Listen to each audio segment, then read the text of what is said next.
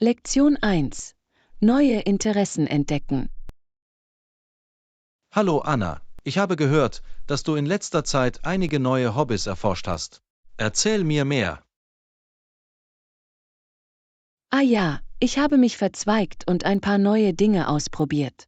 Es war ziemlich faszinierend, um ehrlich zu sein.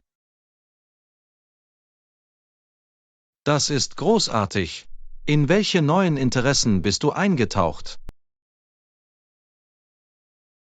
Nun, ich habe vor kurzem angefangen, an einem Online-Fotokurs teilzunehmen, und der hat mir wirklich Spaß gemacht. Fotografieren, hm? Das klingt nach einer wunderbaren kreativen Möglichkeit. Definitiv. Ich habe mit verschiedenen Techniken und Blickwinkeln experimentiert und es hat viel Spaß gemacht. Das kann ich mir vorstellen. Auf welche Themen haben Sie sich bisher konzentriert?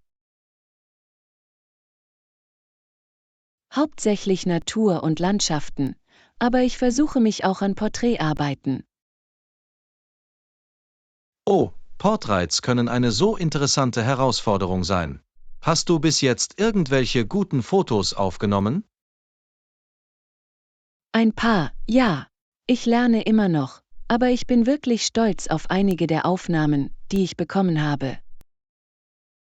Ich würde sie gerne sehen, wenn du bereit bist, sie zu teilen. Fotografie ist ein solches visuelles Medium. Unbedingt. Ich muss dir ein paar meiner Lieblingsstücke schicken. Ich würde gerne deine Gedanken hören. Das wäre toll. Ich bin immer begierig darauf, etwas über neue Hobbys und kreative Beschäftigungen zu lernen. Wunderbar. Und im Gegenzug kannst du mir vielleicht von neuen Interessen erzählen, die du erforscht hast. Nun, ich wollte wieder mehr lesen. Irgendwelche Buchempfehlungen? Oh, ich habe ein paar. Hast du etwas von Haruki Murakami gelesen? Seine Arbeit ist ziemlich faszinierend. Murakami, hm? Ich glaube, ich habe keines seiner Bücher schon einmal ausprobiert. Was gefällt dir an seinem Schreiben? Sein Geschichtenerzählen ist einfach so eindringlich und regt zum Nachdenken an. Die Charaktere und Schauplätze werden wirklich lebendig. Das klingt genau nach meinem Geschmack. Ich muss einen seiner Romane zu meiner Leseliste hinzufügen. Definitiv. Ich würde empfehlen, mit The Wind Up Bird Chronicle oder Kafka on the Shore zu beginnen. Notiert, ich werde mir die auf jeden Fall ansehen. Danke für die Empfehlungen. Natürlich. Lassen Sie mich wissen, was Sie denken, sobald Sie die Gelegenheit hatten, einzutauchen. Das werde ich tun. Es war toll, mit dir zu chatten und etwas über deine neuen Hobbys zu lernen. Ebenso. John. Ich freue mich immer über unsere Gespräche und die Möglichkeit, Interessen auszutauschen. Ich auch. Ich freue mich, dass wir uns gegenseitig inspirieren konnten, neue Dinge auszuprobieren. Absolut. Es ist wichtig, unseren Horizont weiter zu erweitern, findest du nicht? Dem könnte ich nicht mehr zustimmen. Nun, ich sollte dich wahrscheinlich zu deiner Fotografie zurückkehren lassen. Hört sich gut an. Wir sehen uns bald wieder, John. Viel Spaß beim Lesen. Das werde ich tun. Danke. Hab einen wunderbaren Rest deines Tages. Lektion 2. Soziale Themen diskutieren. Guten Tag. Ich habe in letzter Zeit viel über den Zustand unserer Gesellschaft nachgedacht. Was sind Ihre Gedanken zu den aktuellen sozialen Problemen, mit denen wir konfrontiert sind? Ja, es ist sicherlich eine besorgniserregende Zeit. Ich habe die Nachrichten aufmerksam verfolgt und es scheint viele Turbulenzen und Spaltungen zu geben. Absolut. Es ist beunruhigend zu sehen, wie viel Polarisierung und Konflikte entstehen. Glauben Sie, dass wir einen Weg finden können, die Lücken zu überbrücken? Es ist ein komplexes Thema, aber ich denke, es gibt einen Weg nach vorne, wenn wir bereit sind, einen offenen und ehrlichen Dialog zu führen. Ich stimme zu. Konstruktive Gespräche und die Bereitschaft, verschiedene Perspektiven zu verstehen, sind entscheidend. In der Tat. Allzu oft scheinen die Menschen in ihren eigenen Ansichten verwurzelt zu sein, ohne sich zu bemühen, anderen wirklich zuzuhören. Exakt. Und das verschärft nur die Probleme, mit denen wir als Gesellschaft konfrontiert sind. Auf jeden Fall. Denken Sie, dass wir konkrete Schritte unternehmen könnten, um einen aussagekräftigeren Diskurs zu fördern? Nun, ich glaube, Bildung spielt eine entscheidende Rolle. Kritisches Denken zu vermitteln und Empathie zu betonen, könnte ein guter Anfang sein. Das ist ein ausgezeichneter Punkt. Wenn wir diese Werte jüngeren Generationen vermitteln können, könnte das einen erheblichen Unterschied machen. Absolut. Und es geht nicht nur darum, die Jugend zu erziehen, sondern auch darum, Möglichkeiten für interkulturellen Dialog und Austausch zu schaffen. Absolut richtig. Die Förderung des Gemeinschaftsgefühls und des gemeinsamen Verständnisses ist so wichtig.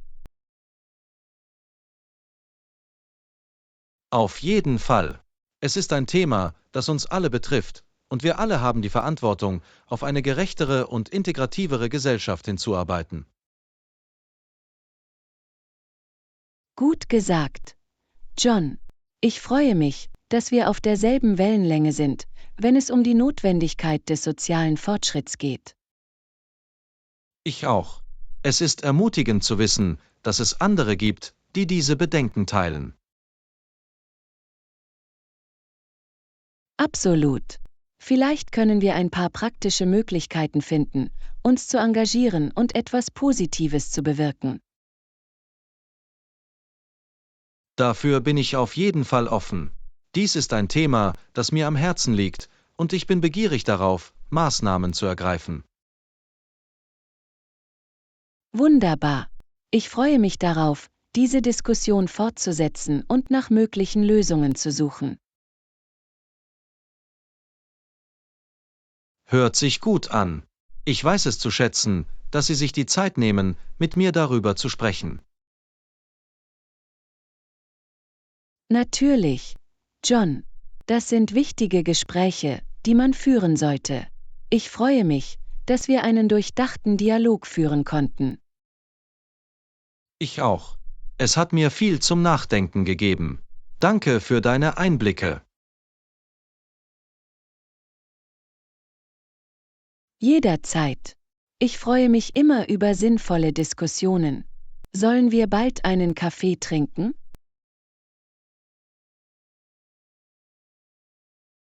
Das klingt nach einer großartigen Idee. Ich würde mich über die Gelegenheit freuen, tiefer in dieses Thema einzutauchen. Perfekt. Ich melde mich und wir finden einen passenden Zeitpunkt. Ich melde mich bald bei dir. Hört sich gut an. Ich freue mich darauf. Hab einen wundervollen Rest deines Tages. Lektion 3. Bücherwurm-Abenteuer. In Ordnung, machen wir das. Ich habe Lust auf ein literarisches Abenteuer.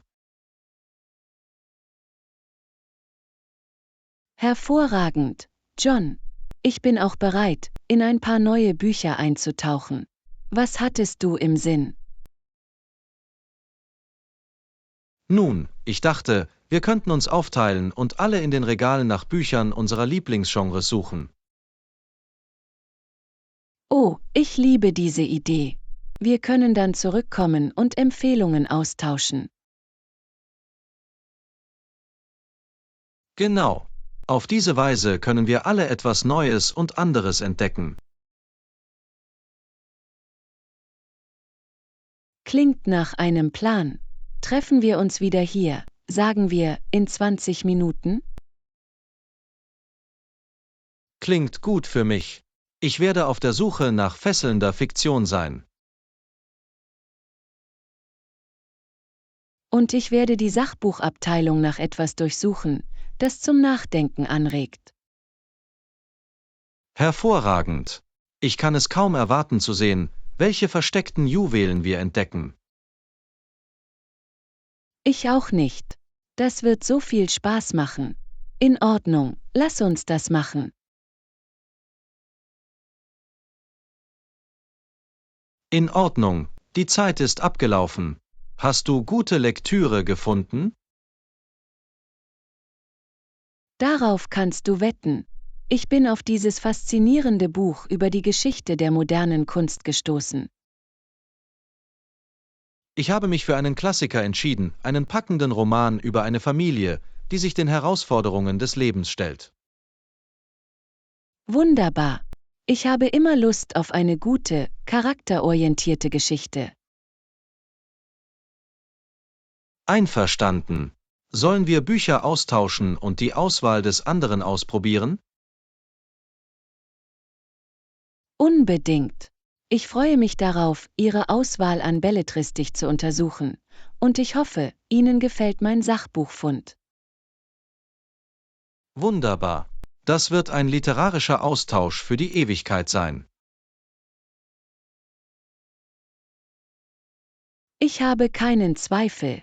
Ich freue mich darauf, etwas Neues zu lernen. Ich auch. Sollen wir einen Termin vereinbaren, um uns wieder zu treffen und unsere Gedanken zu besprechen? Ja, machen wir es. Wie wäre es nächstes Wochenende, zur gleichen Zeit? Klingt perfekt. Ich markiere es in meinem Kalender. Wunderbar. Ich kann es kaum erwarten zu sehen, was wir alle von unseren Leseabenteuern mitnehmen. Klingt perfekt. Ich markiere es in meinem Kalender. Wunderbar. Ich kann es kaum erwarten zu sehen, was wir alle von unseren Leseabenteuern mitnehmen. Ich auch nicht. Das wird eine bereichernde Erfahrung, da bin ich mir sicher. Dem könnte ich nicht mehr zustimmen. In Ordnung. Lass uns mit unseren neuen Büchern beginnen. Hört sich gut an. Viel Spaß beim Lesen. Lektion 4. Game-Night Delicht. Jo, ich habe die perfekte Idee für unseren nächsten Hangout. Faszinierend. John, erzähl doch, was hattest du im Sinn? Wie wäre es mit einem guten, altmodischen Spieleabend? Wir könnten die Klassiker rausbringen. Oh, ich liebe es. Monopoly und Scrabble waren schon immer unsere Lieblingsspiele. Genau. Das sind die, an die ich gedacht habe. Damit haben wir immer viel Spaß.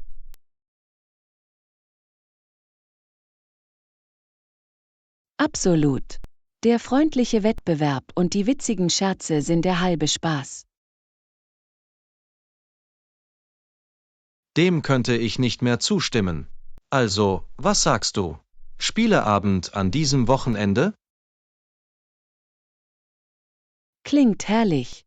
Ich räume meinen Kalender ab und bereite mich darauf vor, zu dominieren. Ha, das werden wir sehen. Ich habe meine Scrabble-Fähigkeiten geübt. Oh, ist das so? Nun, bereite dich darauf vor, beeindruckt zu sein, mein Freund. Her damit. Ich bin bereit, mein strategisches Immobilienwissen auf die Probe zu stellen. Es läuft. Ich nenne die Rolle des Bankiers für Monopoly. Du weißt, wie gerne ich mit dem Geld umgehe. Haha, hier gibt es keine Argumente. Ich nehme gerne den Zylinder und versuche mein Glück. Perfekt. Das wird episch. Ich kann schon spüren, wie das Adrenalin fließt. Das gleiche hier. Ich freue mich darauf, unseren Spieleabend in Gang zu bringen. Ich auch. Okay, lass uns einen Plan machen. Welche Zeit passt am besten zu dir? Wie wär's mit 19 Uhr? Das sollte uns genug Zeit geben, um ein paar Runden zu spielen. Klingt gut für mich. Ich hole ein paar Snacks, um unsere Wettkampflaune zu stärken. Exzellente Idee. Ich bringe die Getränke mit, damit wir ausreichend Flüssigkeit zu uns nehmen. Wunderbar. Das wird ein unvergesslicher Abend, das kann ich nur sagen. Absolut. Es ist zu lange her, dass wir einen guten, altmodischen Spieleabend hatten. Ich könnte nicht mehr zustimmen. Ich bin so bereit, unsere Fähigkeiten auf die Probe zu stellen. Ich auch. In Ordnung, machen wir das. Möge der beste Spieler gewinnen. Lektion 5. Morgenroutine ist wichtig. Guten Morgen. Ich habe eine Frage an dich. Oh, guten Morgen, John. Was beschäftigt dich? Hast du morgens eine bestimmte Routine, der du gerne folgst? Das ist eine interessante Frage. Ich habe ein kleines Morgenritual, an das ich mich eher halte. Erzähl es. Ich bin immer neugierig, etwas über die täglichen Routinen anderer zu erfahren. Nun, normalerweise beginne ich meinen Tag mit leichtem Dehnen und dann mit einer kurzen Cardio-Sitzung. Ah, die alte Kombination aus Stretch und Sweet. Das kann ich respektieren. Genau. Ich finde, es hilft mir wirklich, aufzuwachen und Energie für den Tag zu tanken. Das macht sehr viel Sinn. Ich gebe zu, meine Morgen sind etwas planloser. Haha, das kann ich mir vorstellen. Wie sieht dein typischer Morgen aus? Ehrlich, ich bin eher der Typ, der eine Tasse Kaffee trinkt und rennt zur Tür raus, Typ. Oh mein Gott, John. Sie verpassen die Freuden einer abgerundeten Morgenroutine. Denkst du schon? Ich meine, bis jetzt hat es für mich funktioniert. Vertrauen Sie mir, sobald Sie versuchen, ein paar einfache Gewohnheiten zu übernehmen, werden Sie einen Unterschied feststellen. Vielleicht hast du nicht ganz unrecht. Irgendwelche Empfehlungen für einen Morgenneuling wie mich? Unbedingt. Beginne mit ein paar leichten Dehnübungen, auch nur 5 bis 10 Minuten. Es hilft wirklich. In Ordnung, ich bin bereit, es zu versuchen. Was würdest du sonst vorschlagen?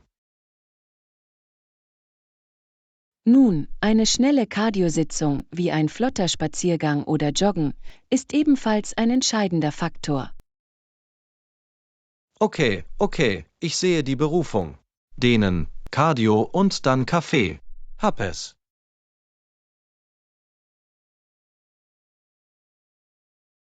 Genau.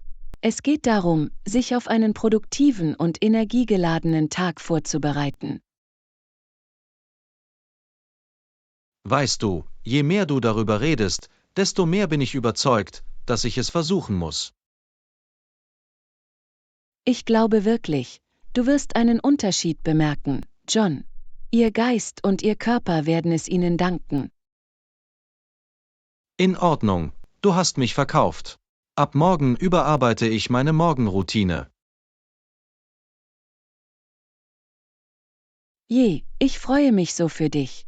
Lass mich wissen, wie es läuft, okay? Das werde ich tun. Danke für die Tipps. Ich weiß es zu schätzen, dass du dir die Zeit nimmst. Natürlich. Ich freue mich immer, ein bisschen Weisheit zu teilen. Genieße deine neue Routine. Das werde ich auf jeden Fall. Wir sehen uns später. Lektion 6. Die Wunder Ägyptens erkunden. Jo, ich habe gehört, dass du kürzlich nach Ägypten gegangen bist. Wie war es? Ägypten. Oh, es war ein absoluter Traum, John. Die Pyramiden waren einfach atemberaubend. Ah, die Pyramiden. Ich wollte sie schon immer persönlich sehen. Wie war es?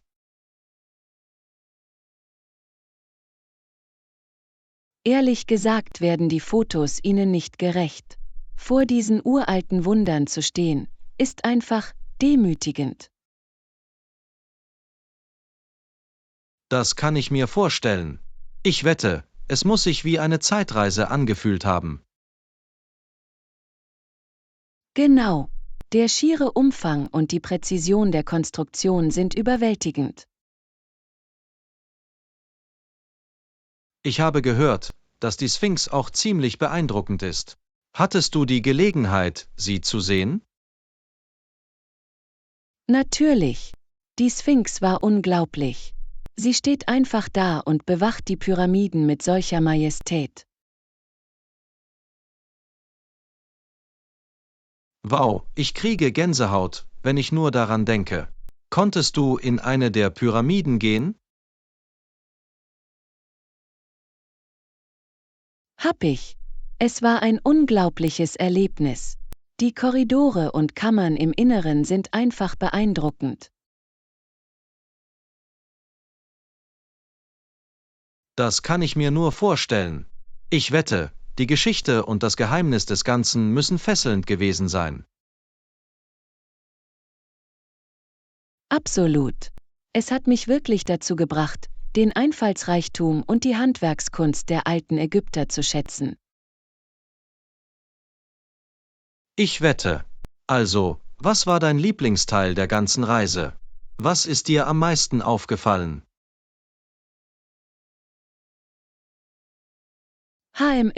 Das ist eine schwierige Frage. Ich denke, es war nur das allgemeine Gefühl der Verbindung zur Vergangenheit. Ja, ich kann mir vorstellen, dass das der wirkungsvollste Teil wäre.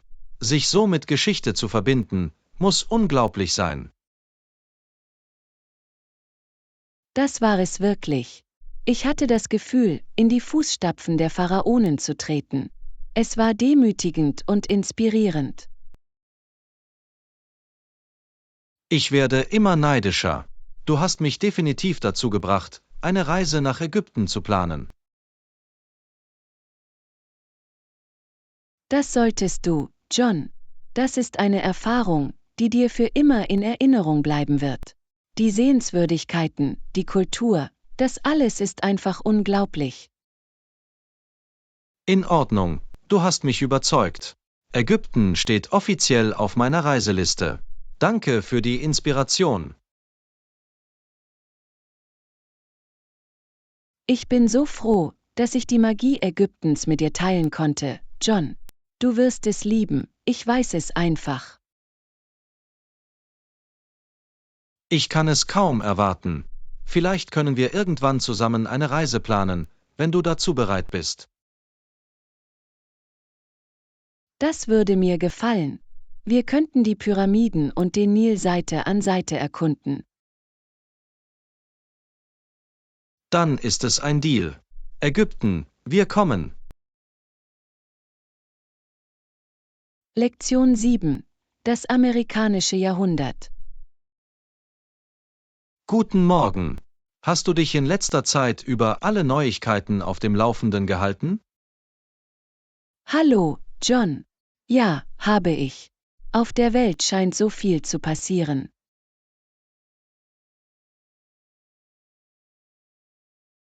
Absolut. Es war ein wilder Ritt, nicht wahr? Dieses Jahrhundert entwickelt sich wirklich zum amerikanischen Jahrhundert.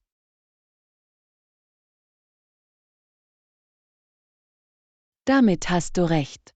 Die Vereinigten Staaten haben sich wirklich zu einer globalen Supermacht entwickelt. Es war eine ziemliche Transformation, das ist sicher. Das Versprechen Amerikas ist auf der Weltbühne regelrecht explodiert. Auf jeden Fall. Das 20. Jahrhundert war wirklich das amerikanische Jahrhundert, und es wird immer bemerkenswerter. Ich stimme zu. Die schiere wirtschaftliche und militärische Macht der USA ist einfach umwerfend. Ganz zu schweigen von dem Einfluss, den sie auf Kultur, Technologie und Innovation hatten. Absolut. Die amerikanische Lebensweise ist für so viele Länder auf der ganzen Welt zum Anspruch geworden. Es war eine bemerkenswerte Reise, nicht wahr? Von bescheidenen Anfängen bis zu dieser globalen Supermacht. Das hat es wirklich. Und das Beste daran ist, es fühlt sich an, als würden wir gerade erst anfangen. Genau. Das Potenzial der USA, weiterhin an der Weltspitze zu bleiben, ist immens. Ich kann nicht anders, als ein Gefühl von Stolz zu empfinden, weißt du? Amerika ist so weit gekommen. Das verstehe ich vollkommen. Es war eine bemerkenswerte Veränderung, das miterleben zu müssen. In der Tat. Und ich kann es kaum erwarten zu sehen, was das nächste Kapitel des amerikanischen Jahrhunderts bereithält. Ich auch nicht, John. Die Zukunft der Vereinigten Staaten sieht rosiger aus als je zuvor. Absolut. Dies ist wirklich eine bedeutsame Zeit, um am Leben zu sein und Teil der amerikanischen Geschichte zu sein. Gut gesagt. John, der amerikanische Traum lebt und es geht ihm gut und die ganze Welt schaut zu. Das hast du richtig verstanden. Das amerikanische Jahrhundert hat gerade erst begonnen und es wird ein verdammt schwieriger Ritt sein. Lektion 8. Der Künstler und die Grenze. Liebe Grüße. Haben Sie von der faszinierenden Lebensgeschichte von Paul Kane gehört? Ah, nein, ich glaube nicht, dass ich ihn kenne. Erzähl mir mehr. Nun, Paul Kane war ein in Irland geborener Künstler, der als kleiner Junge nach Toronto, Kanada, zog. Interessant. Was hat ihn so bemerkenswert gemacht? Kane war ein wegweisender Künstler, der im 19. Jahrhundert die kanadische Grenze dokumentierte. Wow, das muss ein ziemliches Abenteuer für ihn gewesen sein. Die kanadische Grenze muss damals wild und ungezähmt gewesen sein. Unbedingt. Kane bereiste ausgiebig den kanadischen Westen und skizzierte und malte die Ureinwohner und die rauen Landschaften.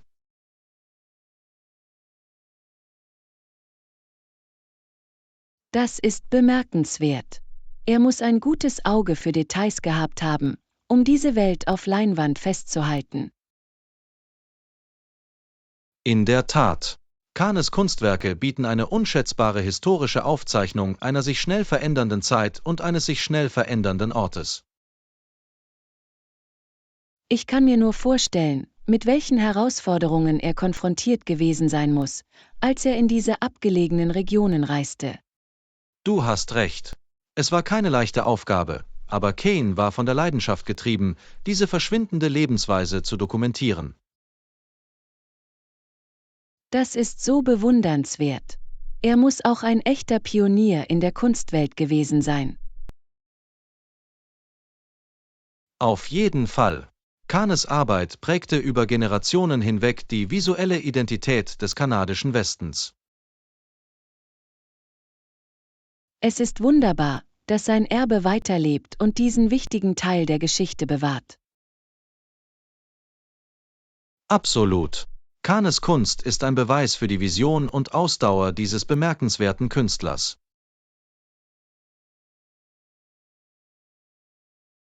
Es ist eine faszinierende Geschichte.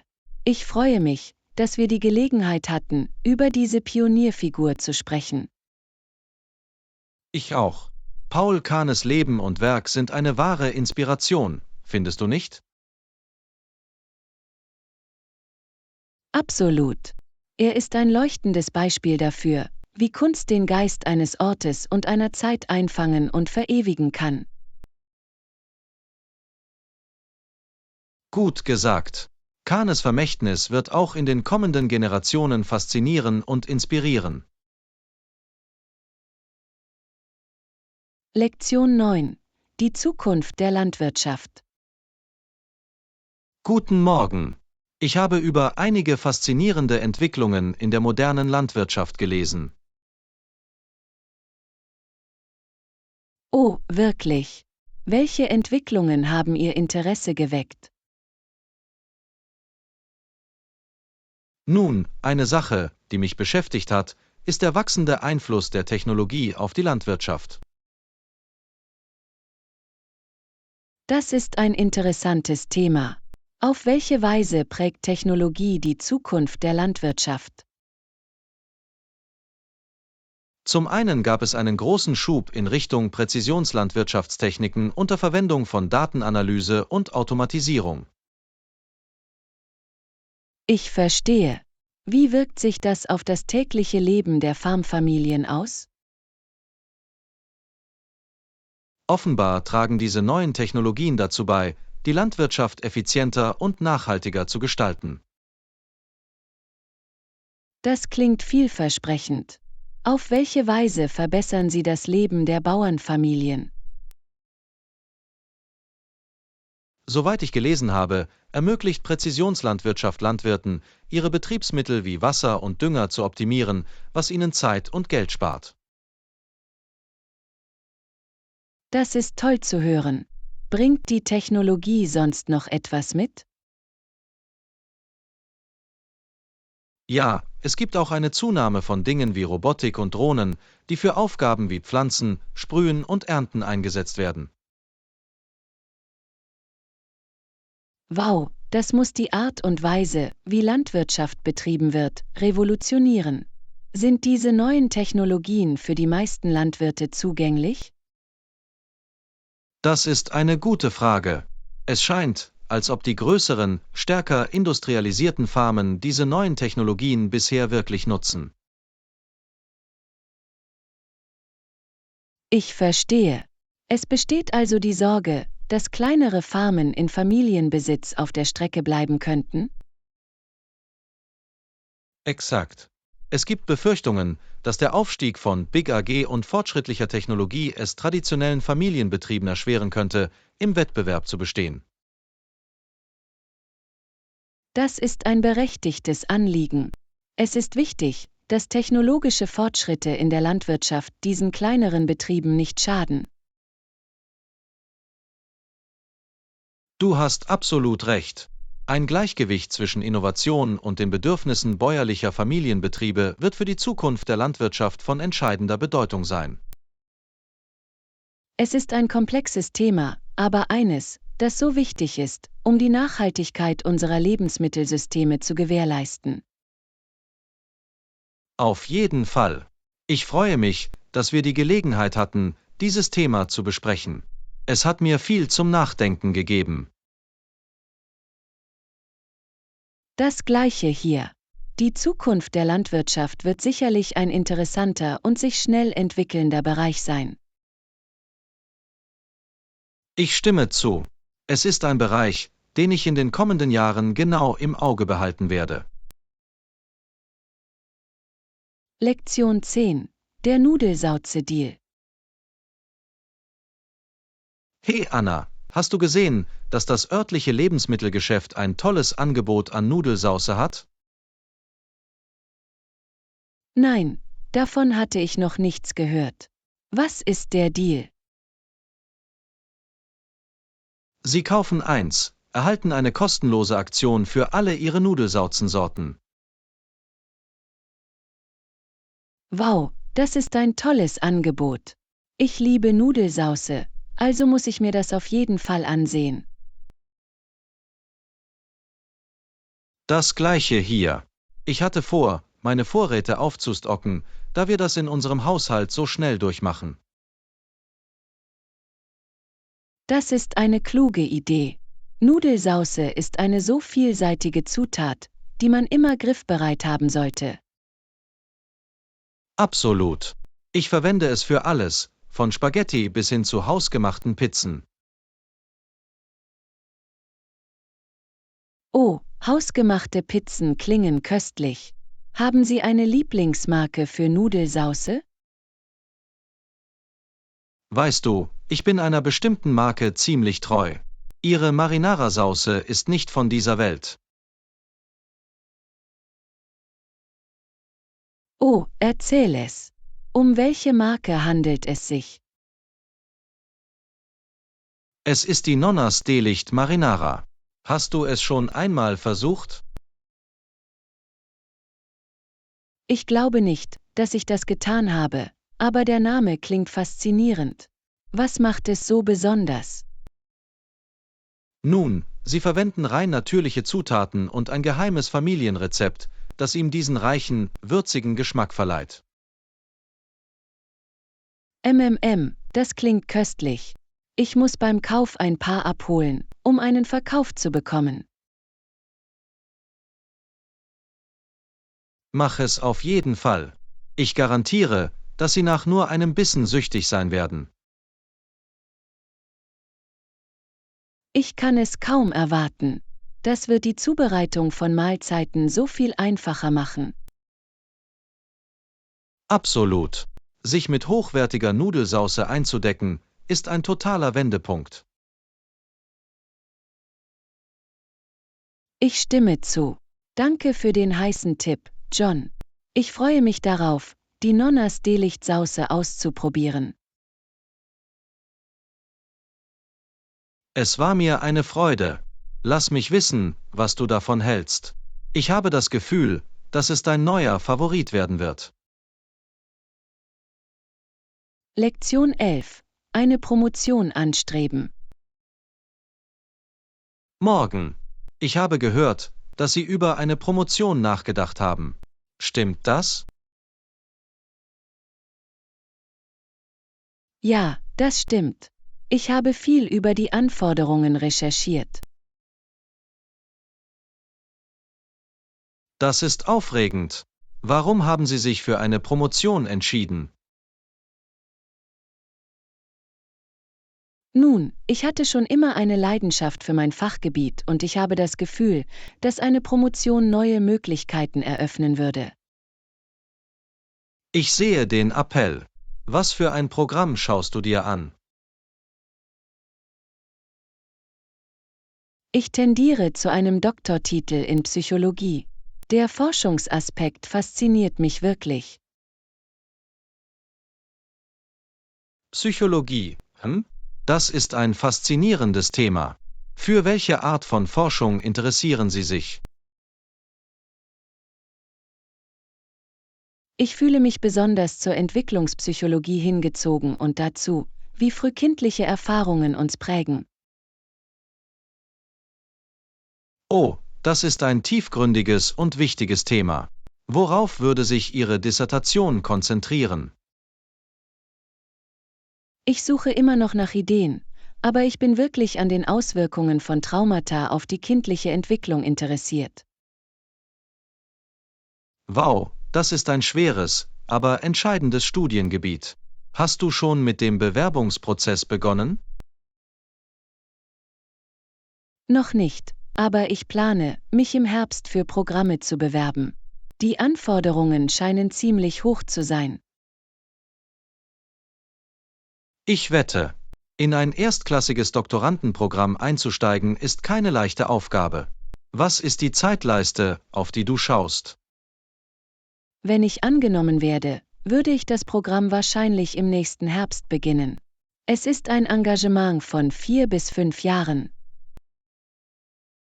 Huch, das ist eine große Investition an Zeit und Energie. Bist du bereit für diese Art von Hingabe? Absolut. Das ist etwas, das mich wirklich begeistert, also bin ich bereit, die harte Arbeit zu leisten. Das ist bewundernswert. Ich habe keinen Zweifel, dass Sie sich in einem Doktoratsstudium auszeichnen würden. Lassen Sie mich wissen, wenn Sie Hilfe beim Bewerbungsprozess benötigen. Danke, John. Danke für die Ermutigung. Wünsche mir Glück. Du schaffst das. Ich habe das Gefühl, dass Sie einen unglaublichen Beitrag zu diesem Thema leisten werden. Lektion 12. Eine helfende Hand.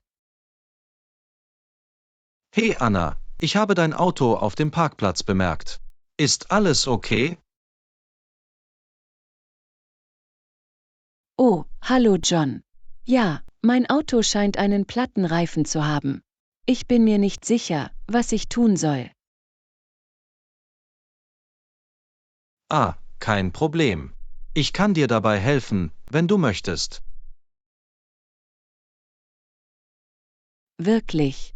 Das wäre toll. Ich würde die Hilfe wirklich schätzen. Natürlich ist das überhaupt kein Problem. Lass mich einen Blick darauf werfen. Großartig, vielen Dank. Es ist mir ein bisschen peinlich. Ich musste noch nie einen Reifen wechseln. Sie müssen sich nicht schämen, das passiert den Besten von uns. Ich werde es dir erklären. Okay, perfekt. Ich freue mich, dass du hier bist. Ich fühlte mich etwas festgefahren. Nun, du hast Glück. Ich habe einige Erfahrung mit solchen Dingen. Puh, das ist eine Erleichterung. Ich hatte ein bisschen Angst, hier gestrandet zu sein. Keine Chance. Im Handumdrehen sind sie wieder auf der Straße. Du bist ein Lebensretter, John. Ich weiß nicht, was ich ohne Freunde wie dich tun würde. Ah, das ist das Mindeste, was ich tun kann. Wir müssen aufeinander aufpassen, oder? Absolut. Irgendwann muss ich daran denken, den Gefallen zu erwidern. Mach dir darüber keine Sorgen. Ich helfe Ihnen gerne, wann immer Sie es brauchen.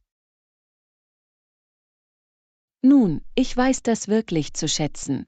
Kann ich irgendwas tun, um es dir zurückzuzahlen? Nee, mach dir darüber keine Sorgen. Betrachte es einfach als eine freundliche Geste. Du bist der Beste, John. Ich bin froh, dass ich dich in meiner Ecke habe. Jederzeit. Dafür sind Freunde da. Lassen Sie uns jetzt den Reifen wechseln. Hört sich gut an. Ich bin bereit zu lernen. Zeige den Weg. In Ordnung, machen wir das. Ich werde es dir Schritt für Schritt erklären. Toll, ich bin ganz Ohr. Ich bin mir sicher, dass ich ein Profi sein werde, wenn wir fertig sind. Ich habe keinen Zweifel. Du schaffst das, folge einfach meinem Beispiel. Lektion 13. Fruchtfiasko. Jo, ich habe gehört, du hattest neulich ein ziemliches Abenteuer mit deinen Früchten. Oh Gott, du hast keine Ahnung. Es war ein totales Durcheinander. Erzähl doch, was ist passiert? Ich könnte ein gutes Lachen gebrauchen. Nun, ich habe versucht, etwas Obst für eine Party herauszugeben, und es ging einfach drunter und drüber. Drunter und drüber? Inwiefern? Ich hatte Äpfel, Bananen und Trauben vorbereitet, und sobald ich versuchte, sie zu arrangieren, rollten sie einfach weg. Haha, wegrollen? Hattest du einen Haufen betrügerischer Produkte in deinen Händen? Genau. Ich habe Trauben durch die Küche gejagt und versucht, mit diesen außer Kontrolle geratenen Früchten zu kommen. Oh Mann, dieses mentale Bild ist einfach zu gut. Wie hast du sie endlich in den Griff bekommen? Es hat etwas Arbeit gekostet, lass es mich dir sagen. Ich musste sie strategisch in eine Schale drängen, bevor sie vollständig entkommen konnten. Klingt nach einem echten Fruchtfiasko. Ich bin überrascht, dass du es geschafft hast, ohne, ich weiß nicht, auf einer Bananenschale oder so zu rutschen. Glauben Sie mir, ich musste sehr vorsichtig sein. Eine falsche Bewegung und ich hätte platt auf meinem Rücken landen können. Haha, ich bin einfach froh, dass du alles wieder in Ordnung bringen konntest. Vielleicht solltest du nächstes Mal in ein paar Obstkäfige oder so investieren. Kein Scherz. Ich glaube, ich bleibe ab jetzt bei vorportionierten Fruchtbechern. Wahrscheinlich eine kluge Wahl. Du kannst nicht zulassen, dass die wilden Trauben in deiner Küche Amok laufen. Exakt. Ein Fruchtfiasko ist mir mehr als genug. Vielen Dank. Ha, wenigstens kannst du jetzt darüber lachen. Hört sich nach einem ziemlichen Abenteuer an. Das hast du richtig verstanden. Ich werde das auf jeden Fall in den kommenden Jahren erzählen. Nun, ich bin mir sicher, dass Ihre Gäste richtig Spaß an der ganzen Tortur hatten. Oh, absolut. Zum Glück haben sie alle mitgeholfen, die Flüchtigen zusammenzutreiben. Teamarbeit, um die außer Kontrolle geratenen Produkte zu zähmen, ich liebe es. Klingt nach einer unvergesslichen Party. Lektion 14. Snack vor dem Flug. Gehst du auf eine Reise? Ja, tatsächlich. Ja, ich muss noch einen Flug erwischen. Oh, das ist gut. Ich wollte auch vor dem Einsteigen einen schnellen Snack zu mir nehmen. Dann ist das perfekte Timing. Ich wollte gerade einen Happen essen. Wunderbar. Was wolltest du dir besorgen? Ich habe mir ein paar Müsli-Riegel und Trailmixer angesehen, etwas, das ich leicht mitnehmen kann. Ah ja, die eignen sich hervorragend für Snacks für unterwegs. Sättigend, aber nicht zu schwer.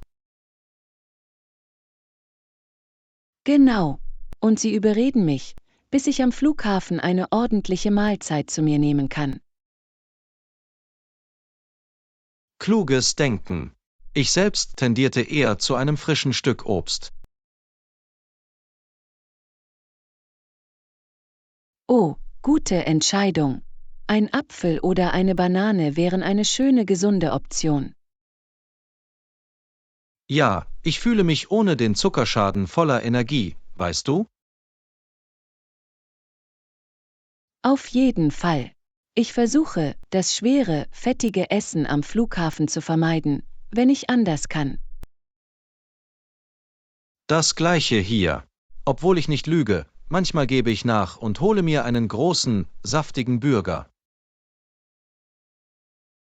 Haha, da kann ich dir keinen Vorwurf machen. Diesen Flughafenburgern kann man nur schwer widerstehen. Erzähl mir davon. Aber ich bereue es später immer, wenn ich mich im Flugzeug träge fühle. Uff, ja, das ist das Schlimmste.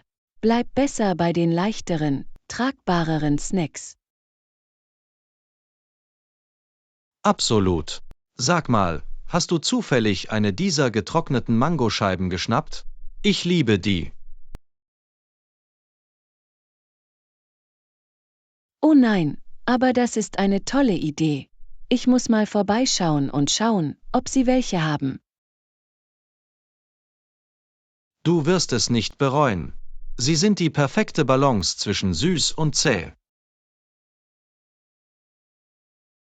Perfekt, ich muss welche abholen. Danke für die Empfehlung. Natürlich helfe ich gerne weiter. In Ordnung. Nun, ich fange besser an, etwas zu essen, bevor wir an Bord gehen. Hört sich gut an. Auf einen sicheren und leckeren Flug. Prost darauf. Hab eine tolle Reise. Lektion 15. Treffen am frühen Morgen. Morgen. Bereit für unser großes Meeting heute? Definitiv, ich bin bereit. Wolltest du dich früh treffen, um dem Verkehr zu entgehen? Das wollte ich eigentlich vorschlagen. Wie wäre es, wenn wir uns um 8 Uhr treffen? Klingt gut für mich. Das sollte uns genügend Zeit geben, um ohne Eile dorthin zu gelangen. Hervorragend. Ich hätte lieber etwas mehr Zeit, als in letzter Minute zu kraxeln. Absolut. Gibt es etwas Besonderes, das wir deiner Meinung nach mitbringen sollten? Gute Frage. Ich hatte vor, einen Laptop und alle relevanten Dokumente einzupacken. Perfekt, ich mache das Gleiche. Vielleicht sollten wir auch einen Kaffee trinken und schnell einen Happen essen? Oh ja, tolle Idee. Ein bisschen Treibstoff, um den Tag richtig zu beginnen. Auf jeden Fall. Wir sollten wahrscheinlich etwas früher aufbrechen, um Zeit dafür zu haben. Gute Entscheidung. Wie wäre es dann, wenn wir uns um 7 Uhr und 45 Minuten treffen, nur um sicher zu gehen? Klingt nach einem Plan. Ich stelle sicher, dass ich einen Frühalarm einstelle und bereit bin zu gehen. Toll, ich weiß es zu schätzen, dass du so alles im Griff hast. Natürlich. Ich weiß, wie wichtig dieses Treffen ist, also möchte ich sicherstellen, dass wir gut vorbereitet sind. Ich auch. In Ordnung, dann sehen wir uns morgen in aller Frühe. Klingt gut, John. Ich freue mich darauf. Ebenso. Das wird ein toller Tag, das spüre ich.